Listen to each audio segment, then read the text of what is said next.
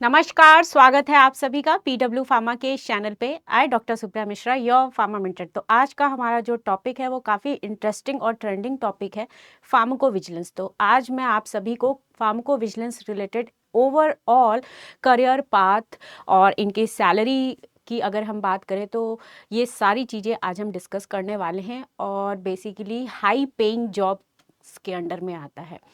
तो फार्माकोविजिलेंस की जो है ट्रेंडिंग अगर हम बात करें तो ट्रेंडिंग सिनेरियोज, ये सारी चीज़ें, टूल्स, सॉफ्टवेयर्स क्या क्या रिक्वायर्ड होती हैं, सर्टिफिकेशन कोर्सेज, ये सारी डिटेल्स हम यहाँ पे जानने वाले हैं। तो first of all, what is pharmacovigilance? Pharmacovigilance है क्या? सबसे पहले तो हम ये जान लेते हैं। फार्माकोविजिलेंस जहाँ कहीं पे भी एडीआर है, राइट, ड्रग की अगर हम बात करते हैं सेफ्टी सर्विलेंस की, तो वहाँ पे पीवी आ जाता है आपका फार्माकोविजिलेंस।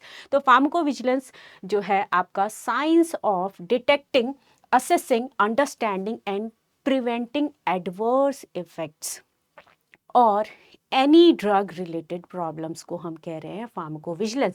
जितनी भी आप ड्रग्स यूज़ कर रहे हो, उन ड्रग्स के एडीआर को, एडवर्स ड्रग रिएक्शंस जो होती हैं उनको स्पेसिफाई करना, मॉनिटर करना, वो सारा काम आपका फार्माकोविजिलेंस डिपार्टमेंट करता है। तो ये आपका फार्माकोविजिलेंस जो है ये बेसिकली पोस्ट मार्केटिंग सर्विलेंस की अगर हम बात कर लेते हैं तो पोस्ट मार्केटिंग सर्विलेंस फेज़ 4 जो होता है उसके बाद आपका मार्केट में ड्रग आता है और वो मार्केटेड ड्रग आपका बेसिकली फार्माकोविजिलेंस जो है डील करता है। तो पीवी जो है इसका क्लियरली मतलब है कि ड्रग सेफ्टी सर्विलेंस। पीवी का क्लियर मतलब है ड्रग सेफ्टी सर्विलेंस, राइट। चलिए, तो अब हम जानेंगे कि स्किल्स कौन कौन से रिक्वायर्ड होते हैं फार्माकोविजिलेंस के लिए। तो स्किल्स में आपके मेन जो है टेक्निकल स्किल्स की बात कर लेते हैं, उसके बाद हम सॉफ्ट स्किल्स की बात करेंगे। तो टेक्निकल स्किल्स में भी अगर आप देखोगे तो नॉलेज ऑफ एडीआर, यस, क्योंकि ये PV is equals to drug safety surveillance की हम बात कर रहे हैं, right. PV is equals to drug safety surveillance. तो आपको यहाँ पे एडीआर का नॉलेज होना इंपॉर्टेंट है। एडवर्स ड्रग रिएक्शंस के बारे में आपको कंप्लीट जानकारी होनी चाहिए और ये सारी चीज़ें आपको जानकारी आएगी जब आप फार्माकोलॉजी जो है आपका उसको अच्छे तरीके से हर एक ड्रग के बारे में जानेंगे, उसके मैकेनिज्म के बारे में जानेंगे, उसके एडवर्स इफेक्ट्स, उनके क्या क्या कॉन्ट्रा इंडिकेशंस हैं। तो ये सारी चीज़ें, ओवरऑल कहने का मतलब यह है कि आपकी फार्माकोलॉजी स्ट्रांग होनी चाहिए।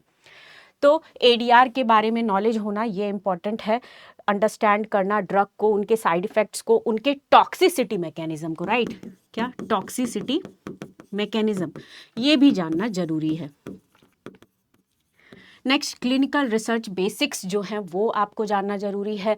मेड डीआरए कोडिंग्स क्या होते हैं, देन आईसीएसआर जो होता है, डेटा प्रोसेसिंग्स जो होते हैं, ये आईसीएसआर जो होता है इंडिविजुअल केस सेफ्टी रिपोर्ट है। ये क्या है आपका इंडिविजुअल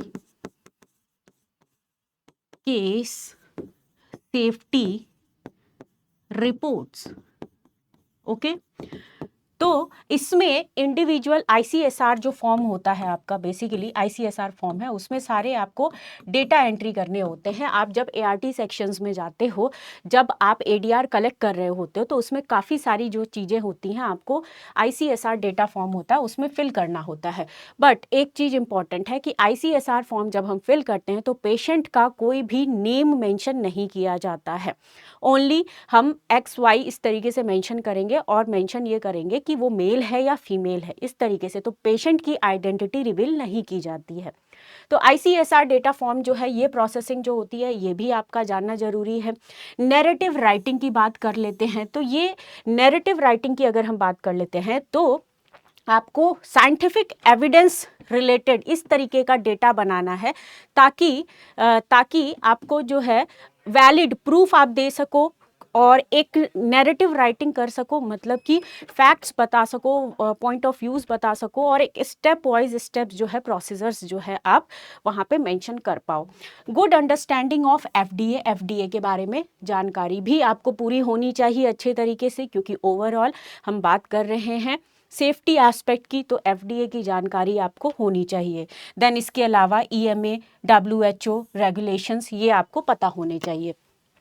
तो यूरोपियन जितने भी आपके उपसला मॉनिटरिंग सेंटर्स रिगार्डिंग जो है, जो मैनेज करता है ओवरऑल हम सेगमेंट्स की बात करें तो इनके बारे में, फिर आपके जो है ईएमए के बारे में, ये सारी चीज़ें आपको पता होनी चाहिए कि डेटा जो है असेसमेंट जो करना है, बेसिकली एनालाइज करना है, वो सारी जो रेगुलेटरी एजेंसीज़ हैं, इन सब सारे ओवरऑल रेगुलेटरी एजेंसीज़ के बारे में भी आपको प्रॉपर जानकारी होनी चाहिए, चाहे वो इंडिया की हो, चाहे वो आपकी यूरोपियन कंट्रीज़ की हो, यूएस की हो, ये सारी चीज़ें आपको पता होनी चाहिए। Basics of signal detection and risk management.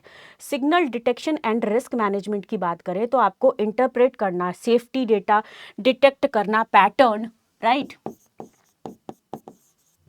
Pattern detect करना, सेफ्टी डेटा आपका डिटेक्ट करना और असेसमेंट करना बेनिफिट और रिस्क को।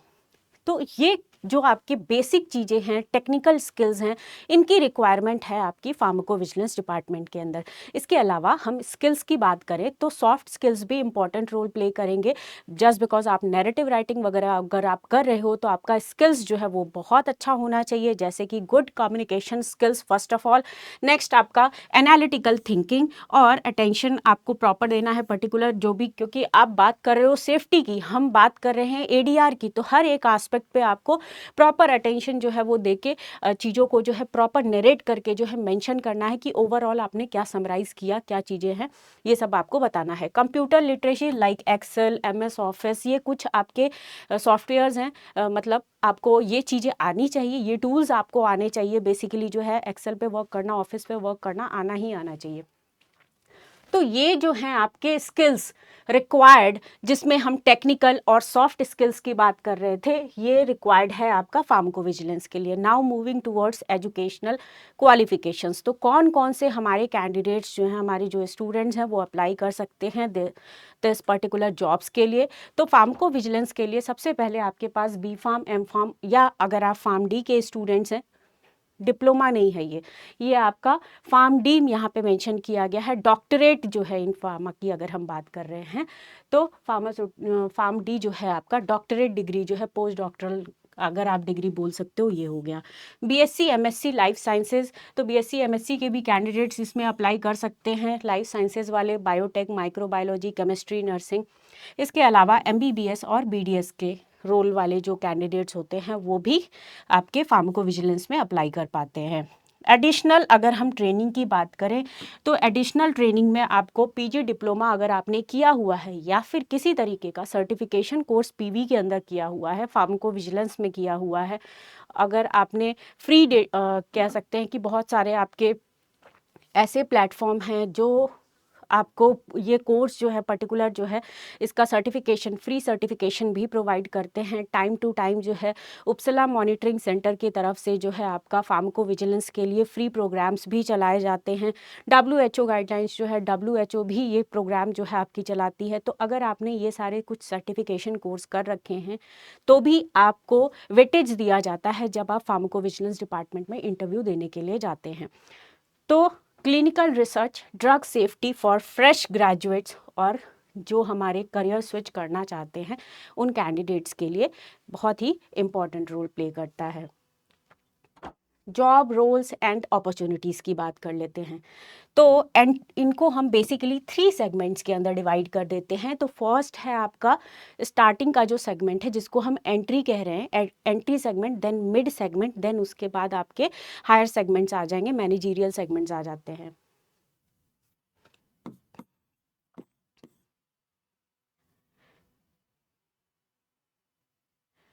एंट्री लेवल की बात करें तो ड्रग सेफ्टी एसोसिएट की जॉब के लिए आप अप्लाई करते हो, जिसको हम डीएसए के नाम से भी जानते हैं। जॉब टाइटल जो है आपका फार्माकोविजिलेंस एसोसिएट हो गए या फिर ऑफिसर पीवी ट्रेनी, इनके रोल पे जो है फर्स्ट जब आप एंटर करते हो फार्माकोविजिलेंस डिपार्टमेंट में तो आप इस जॉब रोल के लिए अप्लाई करते हैं। इनकी क्या रिस्पॉन्सिबिलिटीज़ हैं, इनका क्या वर्क करने का यहाँ पे पैटर्न होता है, तो ये बेसिकली डेटा एंट्री और processing of adverse event report, AE और एडीआर जो है इनको मैनेज करते हैं, डेटा एंट्री का काम करते हैं, केस हैंडलिंग, डॉक्यूमेंटेशन करते हैं और रिपोर्टिंग करते हैं। विजी डेटाबेस, विजी डेटा फ्लो जो है उनमें जो है ये बेसिकली एंटर करेंगे सारे डेटास को, कोई भी एडीआर अगर डिटेक्ट किया गया है।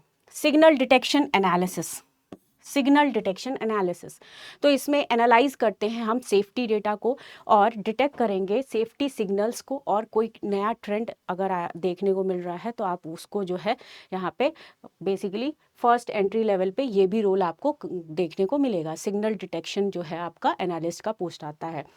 इसमें नेक्स्ट अगर हम बात करते हैं तो assist in risk detection, right, वही same thing.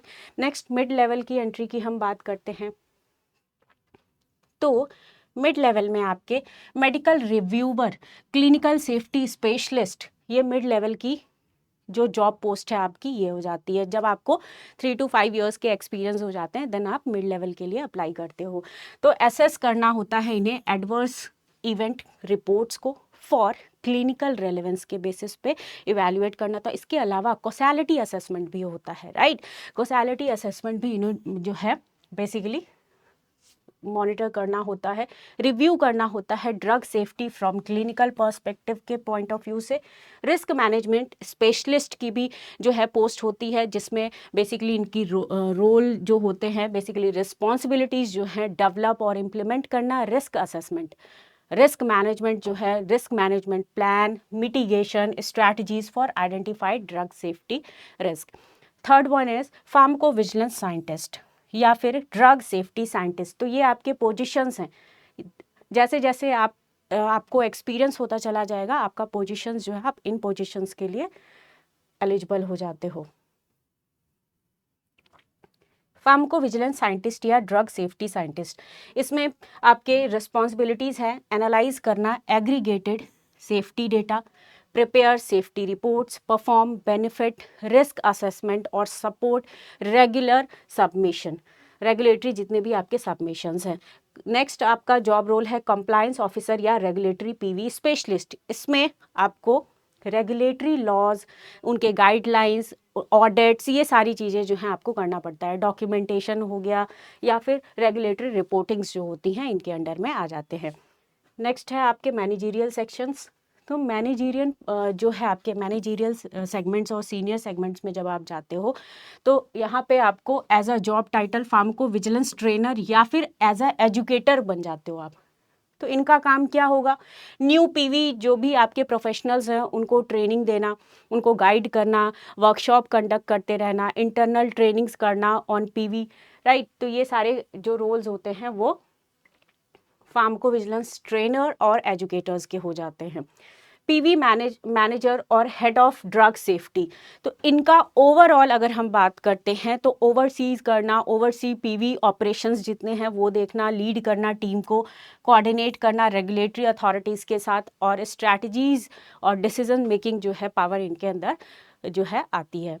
Next global safety compliance data ये मैनेज करना, ठीक है। तो ये ओवरऑल जो है आपका फार्माकोविजिलेंस की अगर हम बात करते हैं, बहुत सारे हमारे जो स्टूडेंट्स हैं उनका ये कहना होता है कि फार्माकोविजिलेंस में करते क्या है, किस पोजीशन के लिए अप्लाई किया जाए। तो जब आपको पोजीशंस नहीं पता होंगी कि किस लेवल पे आपको किस पोजीशन के लिए अप्लाई करनी है, तो आप जॉब के लिए आखिर अप्लाई कैसे कर पाओगे।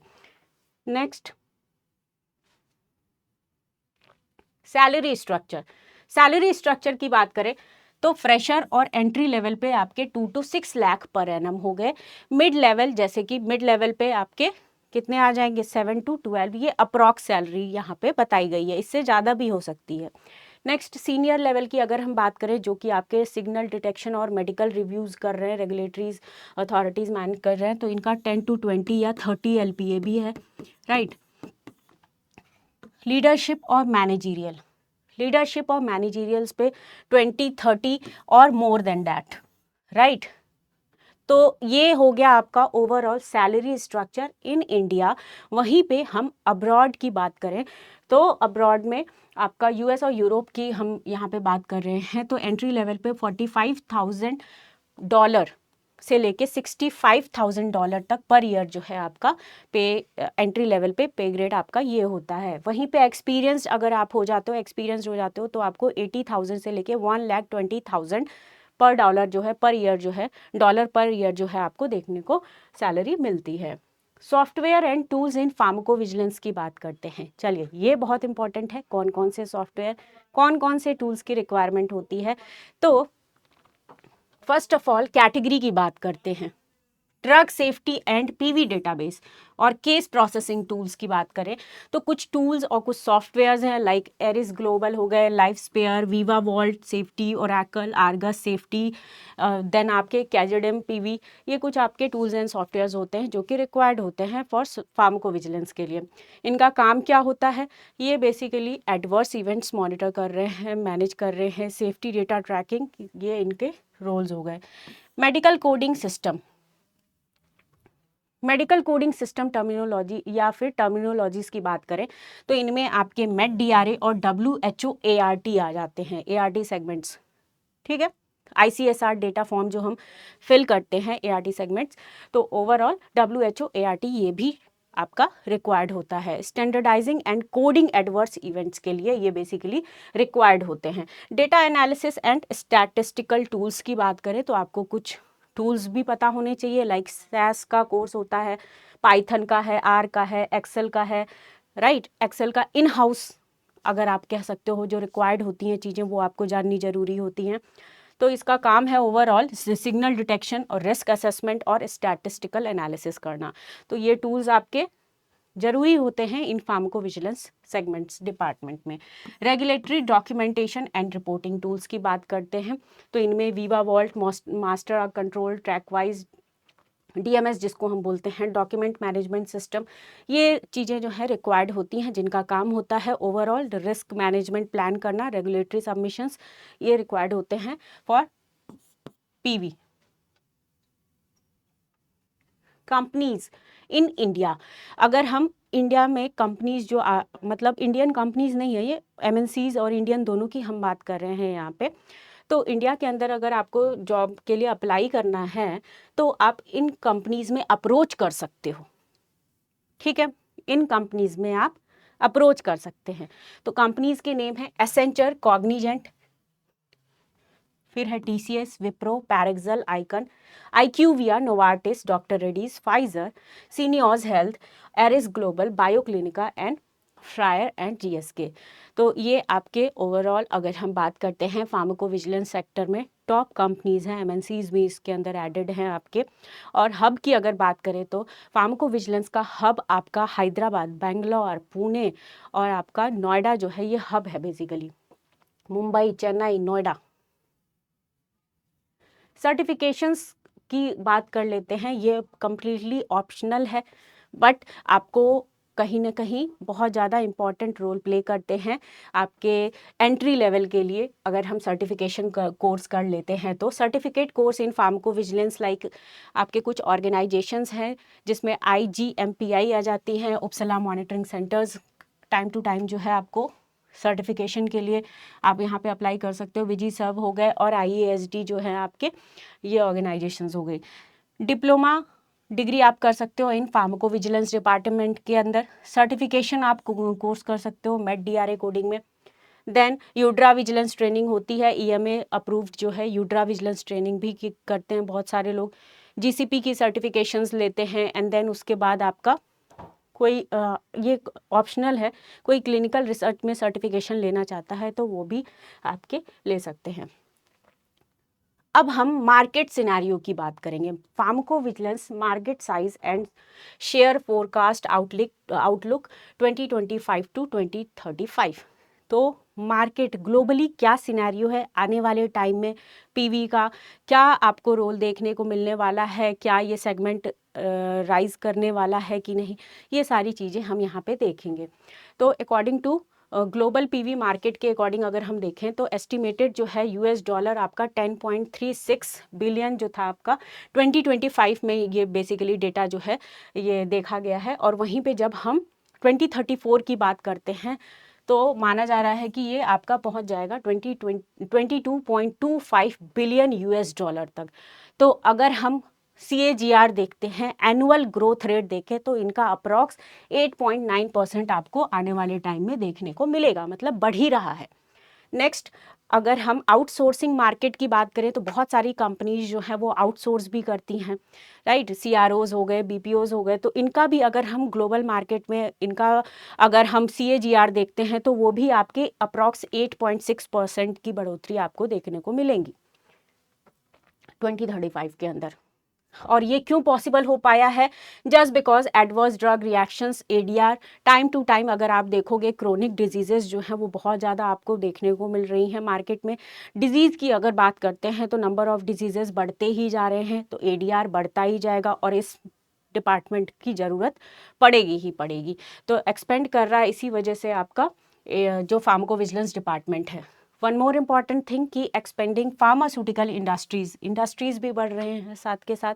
और एआई को भी इन्होंने अडॉप्ट कर लिया। Adoption of AI, automation, real world data, digital tools PV के अंदर आ गए हैं। तो आप पीवी सेगमेंट को अगर आप देख रहे हैं तो पीवी में काफ़ी सारी जो चीज़ें हैं, न्यू थिंग्स जो हैं इनकॉर्पोरेट होते चले जा रहे हैं। तो ये सेगमेंट जो है आपका, ये सेक्टर बेसिकली काफ़ी जो है कह सकते हो आप कि अच्छा खासा रीच आपको 2035 के अंदर तक भी देखने को मिलेगा। तो ये था आपका फार्माकोविजिलेंस रिगार्डिंग कुछ मार्केट ट्रेंड के बारे में, और उनका एनालिसिस, डेटा एनालिसिस किया गया है।